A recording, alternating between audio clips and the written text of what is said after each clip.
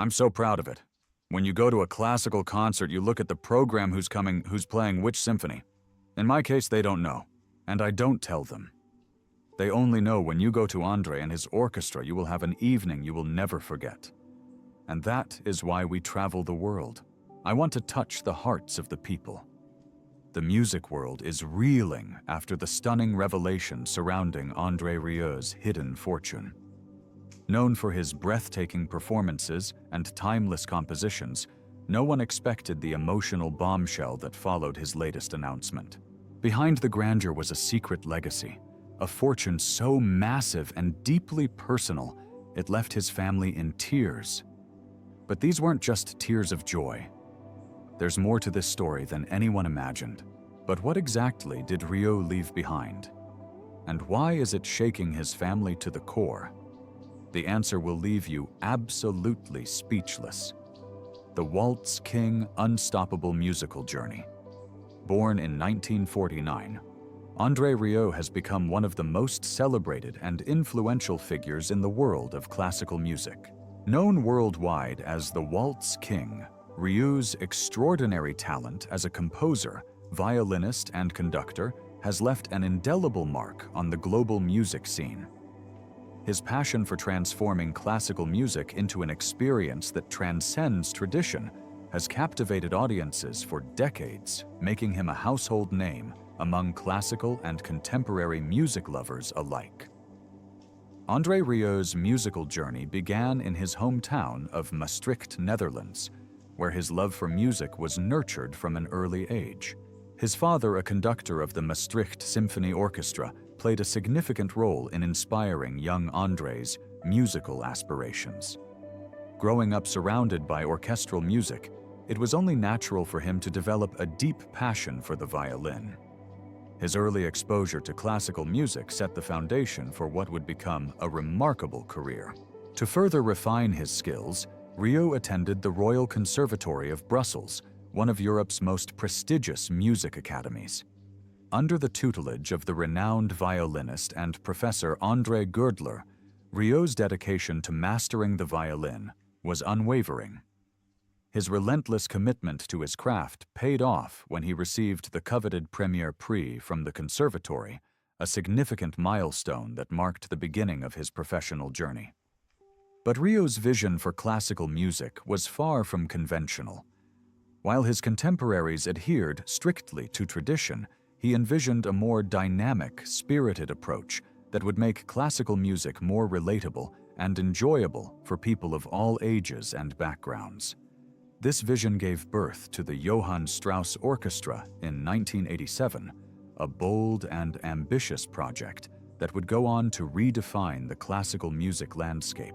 What made the Johann Strauss Orchestra truly unique was its emphasis on joy celebration and audience engagement. Unlike traditional orchestras that often maintained a formal, reserved demeanor, Rieu's ensemble embraced a lively and interactive performance style. With Rieu at the helm, the orchestra delivered exhilarating renditions of classical waltzes and other beloved compositions, infusing them with a sense of spontaneity and festivity. One of Rieu's most famous performances is his interpretation of Dmitri Shostakovich's Second Waltz from the Suite for Variety Orchestra. His rendition breathed new life into the piece, earning him the title of Waltz King and cementing his reputation as a master of creating unforgettable musical experiences. Audiences were not just passive listeners. They became part of the performance, clapping, singing, and even dancing along. As the Johann Strauss Orchestra grew, so did its global reach. Rieu's dedication to making classical music accessible led to sold-out concerts worldwide from Europe to the United States, Asia, and beyond. His concerts were not merely musical events, but grand celebrations of music culture and human connection. The energy and passion he brought to the stage made classical music feel vibrant and alive, bridging the gap between traditional and modern audiences. The orchestra's success was not just a personal triumph for Rieu, but a victory for classical music itself. He proved that the genre could be both sophisticated and fun elite, yet inclusive. His ability to make classical compositions feel contemporary and emotionally resonant has attracted a diverse and devoted following. André Rieu's impact on classical music is not just measured by his impressive achievements, but by his ability to touch hearts worldwide. His concerts continue to inspire both longtime classical enthusiasts and those discovering the genre for the first time. Through his unwavering passion and innovative spirit, Rieu has shown that classical music, when presented with heart and soul, can indeed be a universal language. But what secret did Rieu unlock to make classical music both elite and inclusive? Keep watching to find out. The Waltz King's rise to unmatched stardom. Rieu's journey didn't just stop at thrilling audiences with classical waltzes. It evolved into a commercial empire unlike anything the classical music world had seen before. His charisma, showmanship, and knack for connecting with audiences transformed him from a talented violinist into a global sensation with an empire worth millions. The seeds of André Rieu's grand vision were planted back in 1978 when he formed his first ensemble, the Maastricht Salon Orchestra, in his hometown of Maastricht, Netherlands. It was a modest start, but one that allowed him to experiment with his unique style, making classical music engaging, joyful, and accessible to everyone. But the real turning point came in 1987, when Rieu officially established the Johann Strauss Orchestra. Starting with just 12 members, he spent 6 months rigorously training them before their debut concert on January 1, 1988. Unlike traditional orchestras, this group embraced Rieu's vision of lively interactive performances, captivating audiences who would typically shy away from classical music. As the orchestra's popularity soared, so did its size. By 2008, it had grown to 43 musicians, and between 2008 and 2020, that number expanded to a staggering 50 to 60 members. It was clear that Rieu's dedication to making classical music accessible had struck a chord with audiences worldwide. However, the moment that truly catapulted Rieu to fame came unexpectedly in 1995 during an international football match in Amsterdam. During halftime, Rieu purchased 60 seconds of live TV airtime to perform Dmitri Shostakovich's second waltz. In a stroke of luck, Ajax scored a goal just before halftime, ensuring that the entire stadium's attention was fixed on Rieu's performance. As he later recalled the next week, "I sold 200,000 CDs. That electrifying moment transformed Rieu from a talented violinist into a household name. His visibility skyrocketed thanks to frequent TV appearances and successful European tours. By 1996, the media had dubbed him the modern king of waltz, a title that would shape his brand and career for decades. Rieu's success wasn't limited to concert halls. He embraced the power of commercial branding and entertainment to broaden his reach far beyond the traditional classical music audience. His Johann Strauss Orchestra consistently ranked among Billboard's top 25 tours for nearly 20 years, sharing space with global superstars like Bruce Springsteen and Justin Bieber. By 2018, Rieu had secured his place as Billboard's highest-grossing classical artist in box score history, amassing a jaw-dropping $550 million in total earnings. Unlike many classical musicians who rely on government funding or institutional support, Rieu's business thrived on his own terms. "I need $1 million a month just to pay everybody. And without touring, it's even more," he admitted. "I have 110 people on my payroll and another 100 working for me on a freelance basis. So it's a huge family." Maintaining such an extensive operation required multiple revenue streams. Rieu's empire expanded beyond concerts to include his own recording studio, a production company, an events business, and custom workshops for staging and costumes. His meticulous attention to detail extended to his musicians, who enjoyed benefits far beyond the norm. A professional chef prepared their meals, fitness instructors ensured their well-being, and custom-made Mercedes-Benz buses transported them from city to city. Rieu even provided a private kindergarten for musicians traveling with their children. His unconventional approach to classical music wasn't without criticism. Some classical purists dismissed his performances as overly sentimental or commercial, but Rieu embraced these critiques, insisting that his shows were meant to create a joyful, immersive experience where music, dance, and costumes combined to produce a magical evening. "I'm trying to create a total work of art," he explained, drawing inspiration from the legendary composer Richard Wagner's concept of blending multiple art forms into one harmonious experience. His vision proved to be a phenomenal success. Unlike traditional orchestras that struggled with funding, Rieu's enterprise remained profitable through ticket sales, DVDs, merchandise, and even streaming platforms. He crafted a brand that blended classical tradition with contemporary entertainment, appealing to audiences worldwide who craved something different.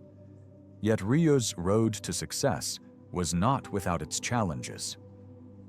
In 2008, he faced near bankruptcy after investing heavily in a lavish castle replica stage set, which proved far more expensive than anticipated. However, Rieu's resilience and financial independence allowed him to bounce back, emerging stronger than ever. It was his ability to adapt and innovate that kept him ahead of the industry's financial struggles. While many classical institutions faced declining audiences, André Rieu continued to attract millions with his unique blend of tradition and spectacle. His concerts were not merely performances, they were grand celebrations where audiences felt free to clap, sing, and even dance, something rarely seen in classical venues. By refusing to follow the rigid rules of the classical world, Rieu carved out a space all his own. His empire thrived on joy, emotion, and showmanship, allowing classical music to flourish in a modern world that often seemed too fast-paced for such timeless art. But how did André Rieu build an empire and fortune by breaking the classical mold? Keep watching to discover. André Rieu's castle, a symbol of musical success and childhood dreams. André Rieu's journey to transform classical music into an accessible, joyful experience for everyone is mirrored in the astounding success of his financial empire. His remarkable achievements go beyond concert halls and waltz melodies. They reach deep into his personal life, exemplified by a purchase that symbolizes both his childhood dreams and his extraordinary success. That purchase, a majestic 16th-century castle in Maastricht, the heart of his musical empire. Rieu's castle is not just a luxury home, it's the crown jewel of his assets. Nestled in the historic heart of Maastricht, this castle, known as Huilers de Tour House of the Small Turrets, stands as a stunning symbol of his rise to global fame. However, this magnificent piece of history wasn't part of Rieu's original plans. While on a holiday in the south of France in 1999, Rieu's accountant called to inform them that the front side of the castle was for sale. Initially, the Rieus weren't actively seeking a new property, but when opportunity knocks, one can't ignore it. "We weren't really looking for it, but then again, the chance doesn't come along very often," recalled Marjorie Rieu, André's wife. What made the purchase even more remarkable is André's personal connection to the property. As a young boy, he had taken piano lessons in the very same building, a space he once found dark, damp, and somewhat depressing. His feelings about the castle at the time weren't warm, but his fascination with castles started early, sparked by his love for Tintin comics.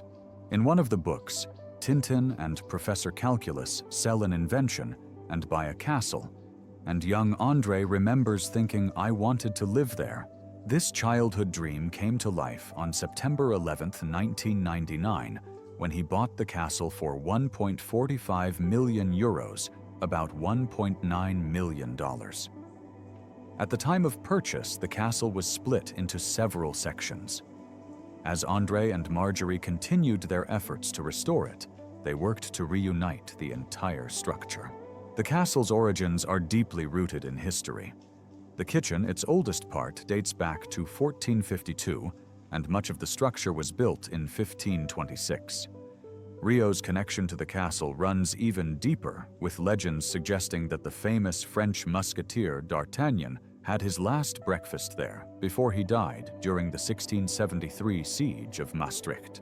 The restoration of the castle wasn't carried out by professional designers, but was mainly André's vision. He brightened up dark rooms, added gold leaf accents, and furnished the space with unique pieces he discovered while traveling across Europe. His passion for beauty and nature shone through when he created a French-style orangery filled with tropical birds and plants. He fondly describes his purchase, saying, "Other people buy a Ferrari, but I wanted a greenhouse filled with butterflies, and that's what I have."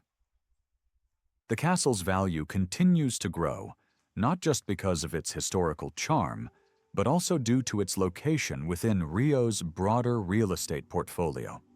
In Maastricht, André owns 34 properties, including 6 buildings near the castle and several land parcels. Maintaining such an iconic structure comes at a cost, though. The soft stone of the castle requires constant renovation and upkeep. "No sooner have I repaired one half than I need to start again repairing the other half," Rieu noted. Major repairs were made in 2015, when extensive roof and wall damage was fixed as the stone structure eroded over time. Interestingly, although Rieu doesn't live in the castle, preferring a 150-year-old house on a neighboring street, the castle remains the centerpiece of his assets. It is in a way a magnificent representation of his musical empire, a symbol of his childhood dreams realized and his musical success. The castle over time has become part of his public identity. He even admits, "I use the castle to promote my concerts." For those outside the classical music world, the idea of the king of the waltz living in his very own castle is captivating. And with his remarkable violin collection, including prized Stradivarius instruments, it's no wonder the property continues to fascinate and attract media attention. The castle is more than just a personal dream for Rieu. It is an enduring symbol of his musical legacy, embodying both his childhood aspirations and his unparalleled achievements in the classical music world. But what makes André Rieu's castle and priceless violin collection the ultimate symbol of his musical legacy? Keep watching to find out. André Rieu's priceless violins, the heart of his musical empire. André Rieu's immense fortune isn't just built on concert tours or the grand castle he owns. Beneath his chin, hidden in plain sight, lie some of his most valuable assets, his rare and priceless violins. These exceptional string instruments are not only key tools for creating the magical music that has made him a household name, they also represent an investment that has seen their value grow over the years, becoming multi-million-dollar treasures. One of the most iconic instruments in Rieu's collection is a 1667 Stradivarius violin, one of the earliest works of the legendary Italian luthier Antonio Stradivari. Crafted at a time when Stradivari was still perfecting his craft, this violin carries with it a deep connection to Rieu's own journey. "I used to play on the 1667 Stradivarius, an instrument the man made during his engagement to his future wife, Rieu once shared. The same love he felt for her he somehow put in that instrument. It's this deep emotional connection that has made Rieu's bond with the violin more than just a professional relationship, it's personal. Acquiring such a rare and valuable instrument is no easy feat, especially considering the close-knit world of violin experts and collectors. Rieu recalls how difficult it was to even find one, describing how the pursuit of a Stradivarius is a highly exclusive endeavor. "You really need to break into the violin world.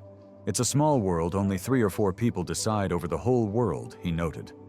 Once word got out that Rieu was on the hunt for a Stradivarius, the offers flooded in. "They came like flies to honey," he said with a smile. Musicians and collectors from across the globe sought to get their instruments into his hands, eager for the virtuoso to play them. As Rieu's success grew, so did his collection. He eventually upgraded to an even rarer Stradivarius one from 1732. With this new addition, the media sometimes reported different dates as the violinist switched between the two iconic instruments. But whether it was the 1667 or the 1732, both violins are part of Rieu's story of musical greatness. The value of a Stradivarius is jaw-dropping, with the instruments often costing several million euros. The most expensive Stradivarius violin ever sold, the Lady Blunt Stradivarius, fetched a staggering 15 million euros. The value of these instruments goes far beyond their breathtaking craftsmanship. Rieu, with his usual eloquence, puts it into a historical context that makes them even more valuable. When I do a little bit of math, I notice that the trees for the wood of the Stradivarius instruments had to be put in the soil during Columbus's discovery of the New World, he mused. This sense of history of timelessness makes these instruments far more than just expensive tools. It makes them a living piece of history, continuing to captivate musicians and collectors alike. For Rieu, the bond he shares with his violins is deeply emotional. He often compares a violin to a woman, remarking, "A violin is really like a woman. She is unique. There are many women, but only one woman you love. With a violin, it is the same." This emotional attachment to his instruments shows that for Rieu, they are more than just investments.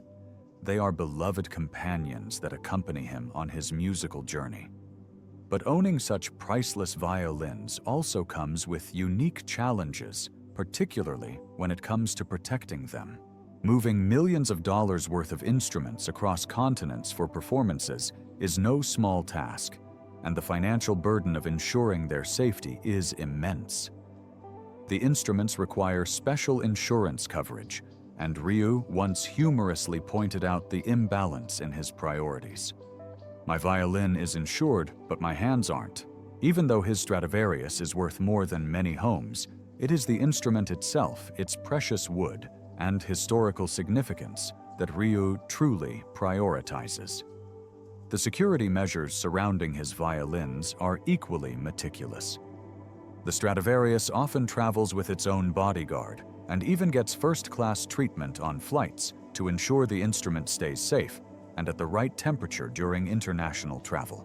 For Rieu, nothing is too much when it comes to protecting these cherished possessions.